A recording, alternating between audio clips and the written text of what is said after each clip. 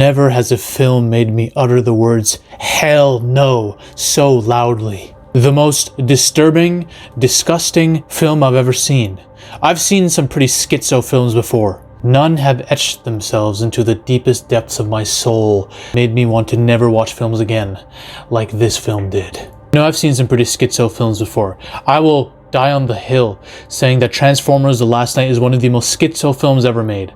I love that film. Maybe not for all the right reasons, because it's insane, crazy. Some might say it's even the worst film ever made. God damn, that is an experience. Megalopolis, for the worst reasons ever, is one of the most schizo films I've ever seen as well. The Antichrist with Willem Dafoe. If you've seen it, you know what I'm talking about. Possession, 1981. One of the weirdest, most insane demonic possession-related films ever. I'm gonna do a whole video on that, right? And then there's Strange Thing About the Johnsons. This movie isn't schizo. That's not the right word to describe it. This movie is pure disturbing. That's what it is. It is filthy. It is nasty. Made by Aster, the guy who made Hereditary and Midsommar, two of the most fucked up films people have ever seen. Let me tell you something. This movie is worse than both of them put together. That is not hyperbole. This is true, okay? When I first saw like the title and the poster for this kind of short film, I thought this was going to be a movie like Get Out. Okay, a black family, maybe this is going to deal with maybe some cult shit, right? Or some race relations, some cultural issues. No. I was dead wrong. I wish that's what we were dealing with. I wish this was a Get Out. This is something far, far more devious, okay? There are movies that are satanic, right? About the devil, about devil worshippers, about demons, all this. This film puts all of them to shame. This film, some could say, is the most deviant, satanic shit you've ever seen in your life, okay? This is wrong. Movies like this shouldn't exist. It's a great short film for what it is, don't get me wrong. And its message is important when you realize what it is after you've done being traumatized, okay? But this is wrong. Aster has problems. H.P. Lovecraft ain't got shit on this, is all I'm gonna say, right? Lovecraft himself would fear this shit. Prepare yourself, because we're gonna do this. I watched this movie so you don't have to, okay? That's what I do. I destroy my mind for y'all.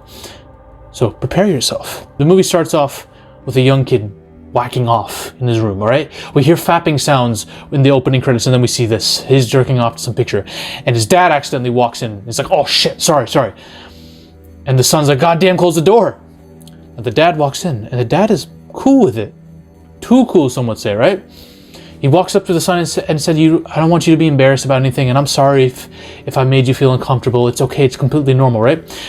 Listen, if my dad walked in and saw some shit like this go down, he'd just walk out and cringe really hard, right? My mom would beat the piss out of me. I would not be here alive, breathing, if my mom saw that, right? So this is way too normal, way too cool a reaction to catching your son. It's like the awkwardness in the scene is leveled up.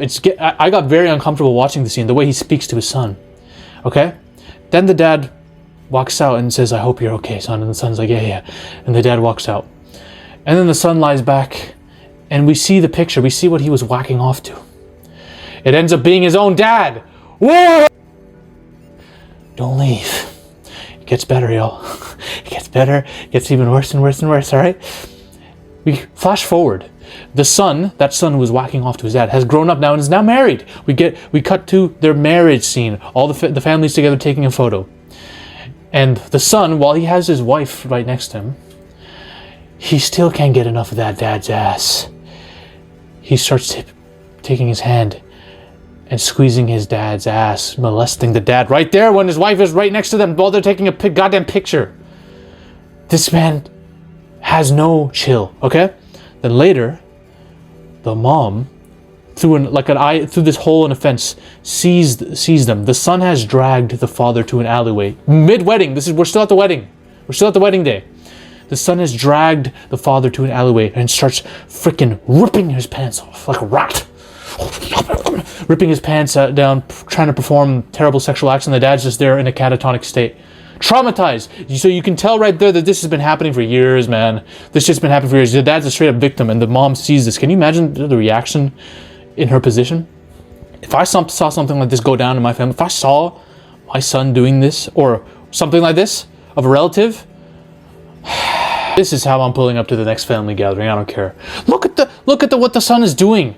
The son grabs his dad. He can't wait to get this shit done with his dad while his wife is there. He just got married. He grabs his dad, takes him to the alleyway and starts ripping his clothes off. He's like, I need some. Like he's a meth addict. This is terror. This is terrifying. This is scarier than most horror movies, y'all. All right? We cut to some dinner scenes. Awkward dinner scenes where the mom and the dad are getting along. The mom and dad are getting along, joking, and the son starts getting really possessive over the dad and jealous over the mom's affection for the dad. So he starts trying to stamp his territory. He starts playing footsies with the dad underneath the table, and the dad's like, oh God, no, please, no, please, no. He's doing this all as a response so he can tell the dad, you're mine. You're not mom's, you're mine. This is a sickness of the highest order. This is horrifying. This is disgusting, all right? The dad has to pretty much lay down every night. Literally traumatized. Living in a waking nightmare, waking up every day knowing that his son might molest him that day. His son wants to fuck him despite having a wife. And his mom is literally there in the house. And the mom has seen this, right? The mom doesn't even know how to process what she just witnessed at the wedding day. So it's revealed that the dad's been writing a memoir, a journal of sorts, called The Cocoon Man, which is a story about his life, an autobiography. Basically, revealing everything that's been happening, how he's a victim of his own son's molestation. And it's a horror movie because he's typing it on the computer, a lot of it, right? And it's him trying to do it while evading his son. His son's out lurking in the corridors like a shadow, like a demon. It's a horror movie.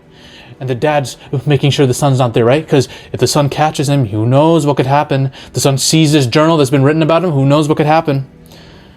And this culminates, this horrifying atmosphere culminates in one of the most batshit crazy, kind of unintentionally funny scenes I've ever seen in my life, okay? The dad has his headphones on in a bathtub, okay? This is dark, but it's so funny. The dad has his headphones on in the bathroom and he's chilling. This is like the one time in the bathtub where he can have peace. He starts hearing something like knocking on the door. It's like, what the hell is that? You remember in Jurassic Park when the kids would hear the T-Rex's impending footsteps and the water would start shaking, and that's like a really scary thing, right? It was a build-up.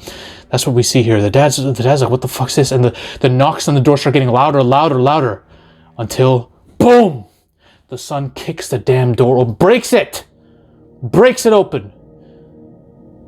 The dad starts screaming, horrified. I shouldn't laugh at this because this is what proceeds to happen next is terrifying and horrifying, and this should never happen to anyone. This is hell on earth, but goddamn, was the way this shot so funny. There's camera zooming in on him. He's like, ah, and then the son proceeds to R-word his dad in the bathtub. This is bad, man.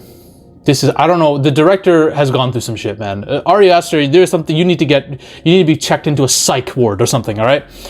So he's getting badly molested in the bathtub. Horrific. We don't see all of it, of course. We don't need to. Just the concept alone in our head is enough, okay? And the mom is hearing his screams while she's in her room. She's hearing this. She can't do anything about it. She doesn't even know how to process this.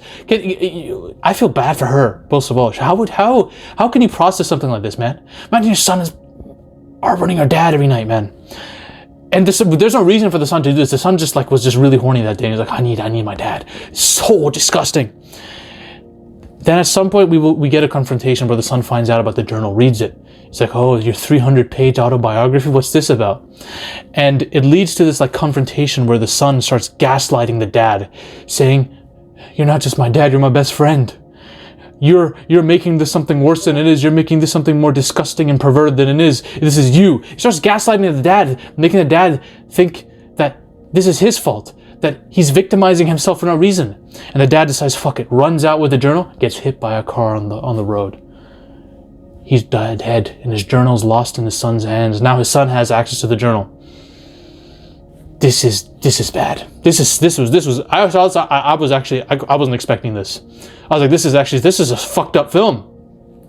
Then it gets to the point later, this family suffered enough, so the mom decides to confront the son. All right, she confronts the son about everything. She's like, I know what you've been doing. I saw you guys.